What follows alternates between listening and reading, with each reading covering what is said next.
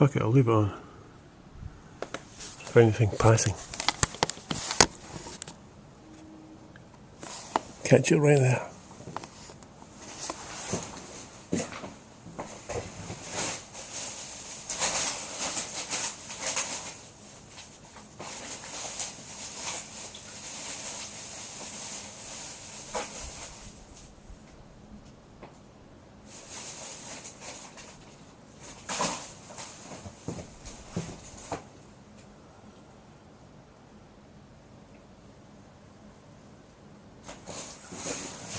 Maybe I'll give it a roast job.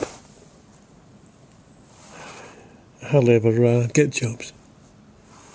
But they were nearing their expiry dates, so I got them cheap. I don't want to fucking throw it out there and it isn't even there, yeah. Fox is gone. And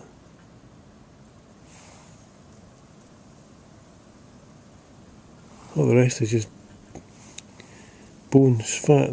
Well, I haven't eaten it earlier. Throw out some bread. I can't even see that it's there anyway. This certainly won't pick it up.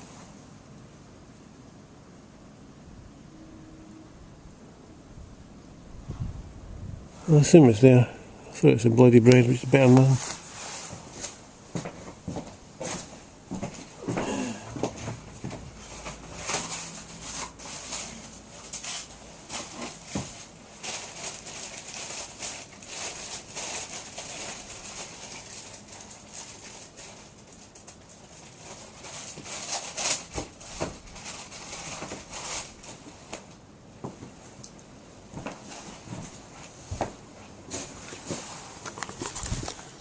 I forgot I've got these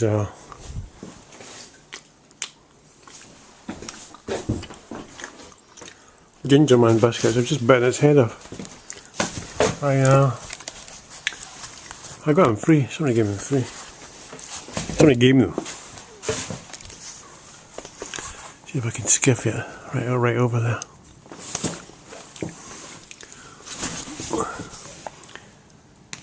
Nice throw. Don't know where the fuck it went.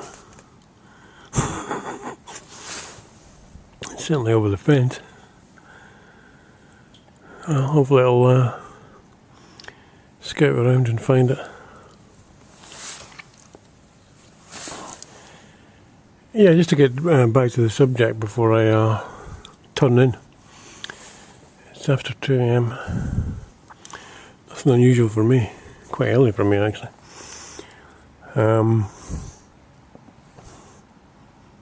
Yeah, the Carrie books. I would try and read. I would try and read them once a year. I think I always do that, but because sometimes I would give that. I'd give my Third Millennium copies of Third Millennium away to like 1 or 2 people. You know, never saw them in fucking months, years. That kind of thing, because I'm that sort of person. I've always been that kind of hombre. I am that hairpin.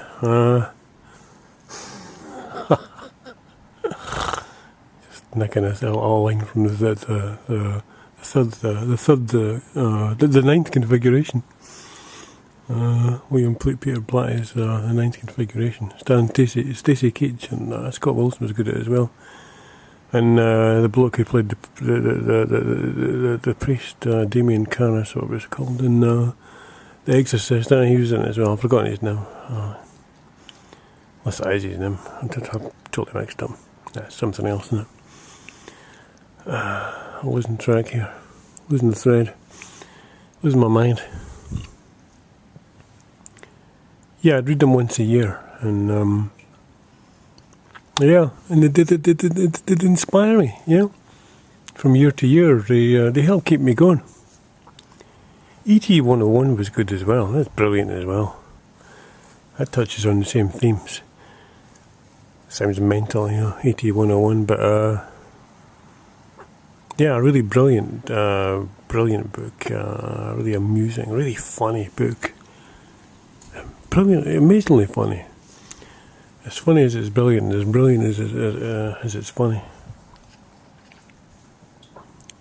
It's fantastic, as good as any professional comedian, but probably more sussed. Apart from the likes of Bill Hicks, or but even then, it goes into so many different areas, and it's just so it's so articulate about it. You know, I mean, the only thing that tops a lot is of course, the Course in Miracles, which is so uncompromising in its non-dualism, if you like. And I struggled with that for years with the Ken Carey material, and because there was clearly contradictions. You know, you just it really, some sentences, things that stood out as clearly a different sort of thought system from the Course in Miracles, and I always try to reconcile that in my mind.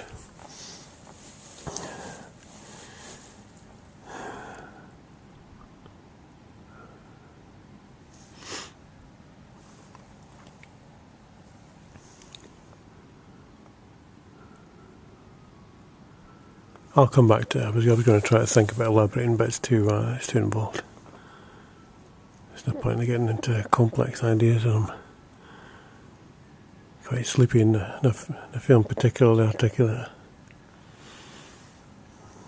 But yeah, it's like the end of an era in more ways than one. I mean, when that book first came out, if it was 1982, but I mean, I was 23 at the time, and I had a mystical experience when I was 23. There's so many links to 23, as we all know, like Robert Anton Wilson and his Cosmic Trigger 1, you know, chapter 23 Enigma and all these relations, and this is true. I was living in a number 23 at the time. More than the whole Park Green, actually, here in Edinburgh, and yeah, a mystical experience, a revelation experience when I was 23. So it was some years since I discovered Robert Anton Wilson. I was 30 at the time, so it was 31 before I actually read the book. The first in the series, Cosmic Trigger, was 3. I started reading the Course before that, when I was 30. Came across Starseed, Third Millennium. That's actually the later book. When Ken Carey's, when I was started reading that when I was 31. So yeah. So especially these main two, Course in Miracles and Ken Carey, I mean, I discovered these in pretty quick succession. So Colin Wilson discusses 2012 in Robert Anton Wilson discusses 2012 in Cosmic Trigger.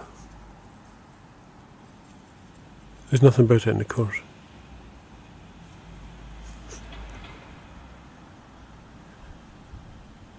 I hear something. Yes. Shake some action. Let's see ya. Taxi. One of these silver private cabs.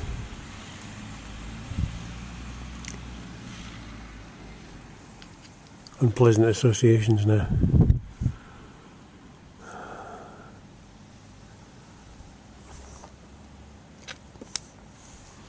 But just to stick to the theme, if I want to,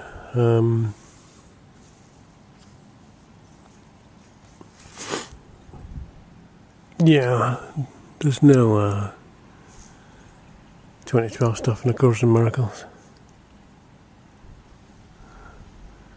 And Course Talk, the main discussion group on this guy coming back. On A Course in Miracles, he's coming back.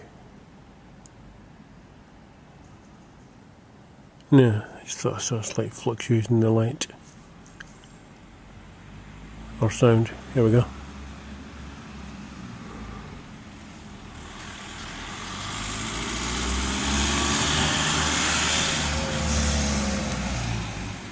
Weird though.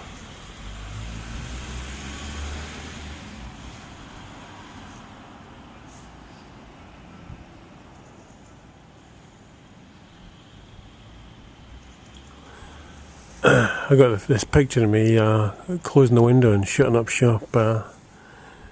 Just to settle to go to bed, and he comes back there as if in response to me closing the window and the light going out. Yeah, like it's intentional. But here I am anyway. Yeah, so the 2012 thing is going to be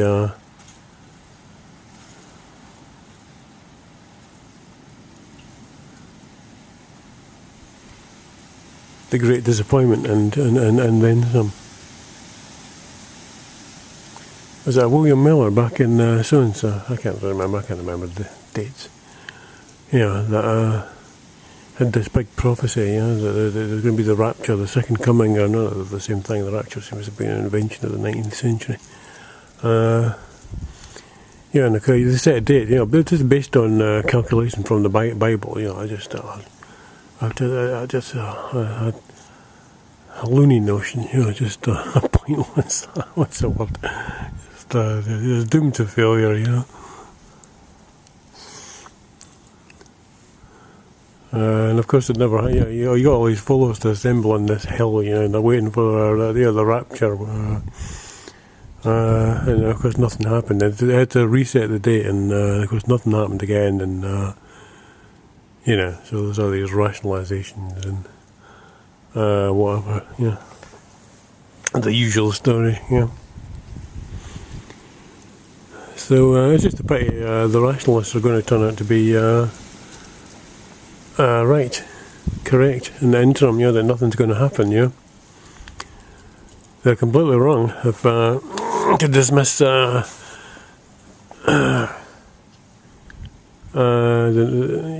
mystical experience for one, knowledge. Another term, of course, for mystical experience, revelation. It doesn't use the term mystical experience. Certainly the second coming, the last judgment, all that stuff, which is all psychological. It's all of the mind. There's the fox just went up the road there. Always the gingerbread man.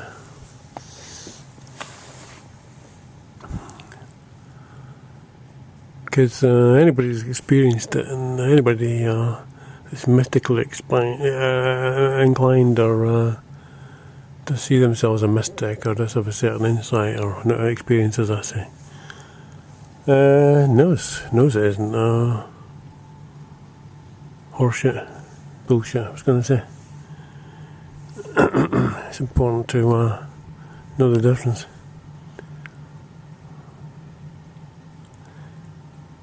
And the assumption, the conviction that this is real, this world, this is all real, just because that's the only experience you've ever had, as you come to realise in retrospect, is ludicrous. There are other more truer forms of experience, and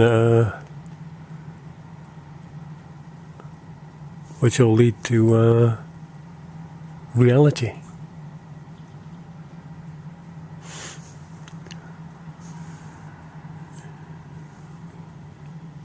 Call them by different names, oneness, love, oneness with God,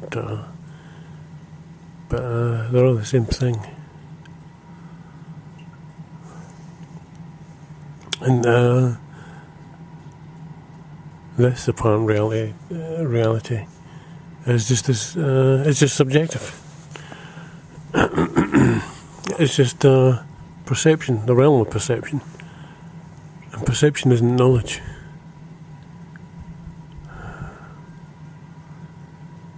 Isn't reality, isn't revelation, isn't the truth.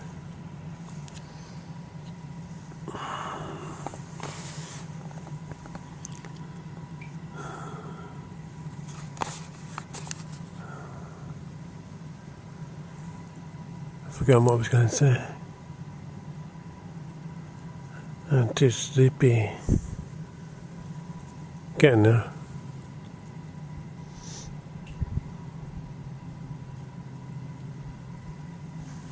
I hear playing.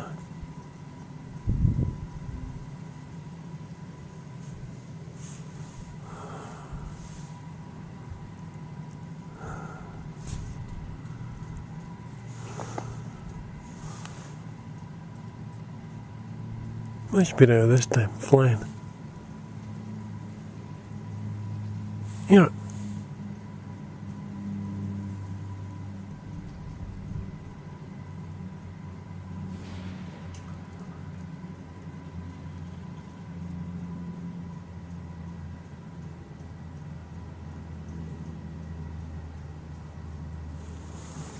Good one.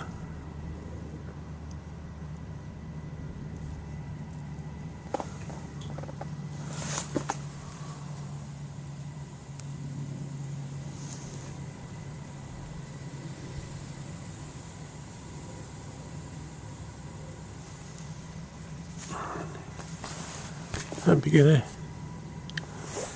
Oh, fuck it is.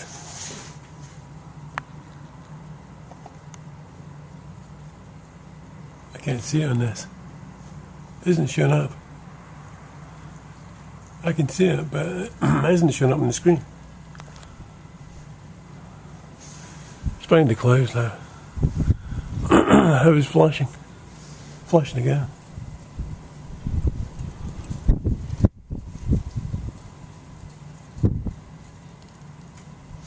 That was quite exciting. I saw a UFO earlier this year. And I didn't know what the hell it was. Looking at a bright star that caught my attention. This was on the top floor of the Theosophical Society, and then on a lecture I was talking about UFOs.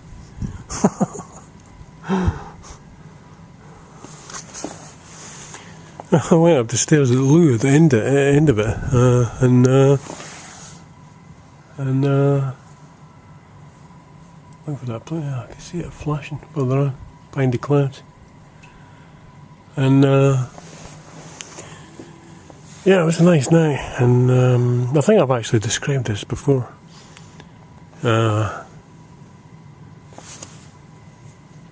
Recorded it, I mean, on this. Let's see if I tell two different versions.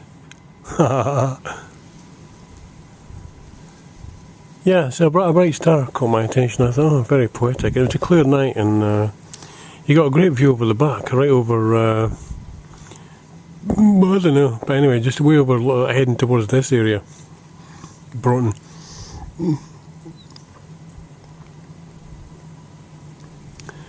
Remember the path a little path at the side in the distance, and somebody's walking a dog naturally. But anyway, yeah, so this star has got my attention, and then just the seconds after I looked at it, this bulbous cloud appeared. This bulbous cloud. And expanded in front of the star. You know, like, what? And then there was lights there, like a plane. Yeah, whatever. I say that because it was dark. Apart from the lights, I couldn't see any shape, but I couldn't see what it was. So I mean, the bleeping, the flashing lights gave the shape, yeah. What shape there was, but I couldn't make it out. I was just moving slowly along. Yeah, I just said what wasn't there before, and then the bulbous cloud was there, and then this plane or whatever it was there. This UFO moving slowly along, and I forgot to keep my eye on the cloud, but I assume I must have looked at it at the time, and it was gone. It just faded. It's not the weirdest experience I've ever had, by a long shot. But I mean, yeah, what's the difference in terms of weirdness? I mean, that was fucking spectacular. Spectacular enough. I had a really rough day that day, which I distinctly associate with Victoria Street. There's a whole lot of shit the whole time, as usual. But it was pretty rife in Victoria Street. Funny part being that would all be caught on CCTV. It's only quite recently I noticed there's a camera pointing down that road.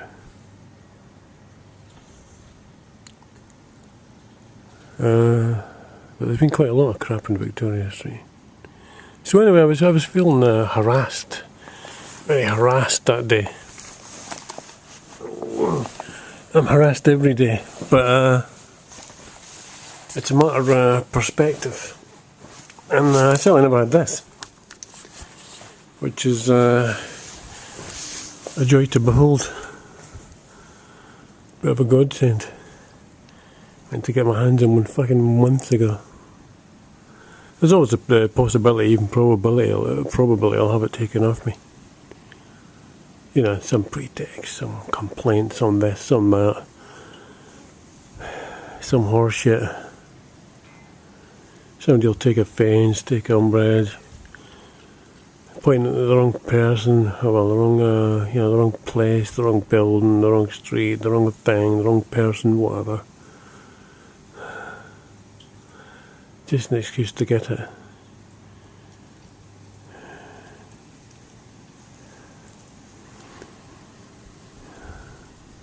I've already had 2 cameras fucking taken off me. Was it 3? Third one went missing, sitting on the coffee table, and that vanished as well.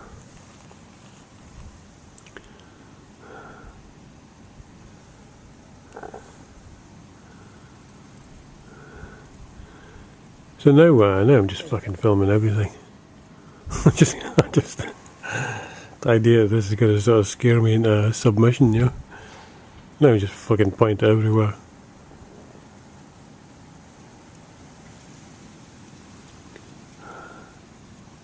Strategically. Purposefully. As purposefully as I can. I'm getting quite good at it. But, the wobble is a pain. I don't know what to do about that. As I say, I was going to stick it in a pocket on my jumper, one of my jumpers, one of my jerseys, you know. Have it pointing outwards, just, you know, forward, in front of me. Turned on, recording light off. But I just like the dexterity of holding it, you know, your hands, and that's what your hands and your wrists are for, you know. You can swivel without having to swivel your whole body. That kind of thing. So I'm like Bruce Lee, you know. The way he would swivel his head, you know, to catch things. He was alert, you know. That always annoys me in films, you know, people, they're like automatons, you know. They're just a point, you know, trying to sneak into somewhere or whatever they're doing, you know, they got, you know, pointing their gun and it's in semi-darkness or whatever, and you know something's going to happen, you know.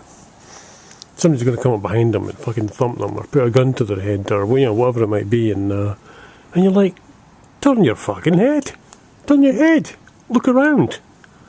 But no, nothing, you know, and fucking zonk, bonk. Same story every time, almost. But Bruce, he's alert, you know, his head's fucking bobbing, you know, jumping from side to side, you know, a lot of the time when he's doing his thing. As you would. That's why he was convincing. It was very realistic. He knew he was really good at what he did. So I'm the same with this camera, you know. It's quite amazing the way I catch them sometimes, you know. because it is a war. Psychological warfare. So as I say, it takes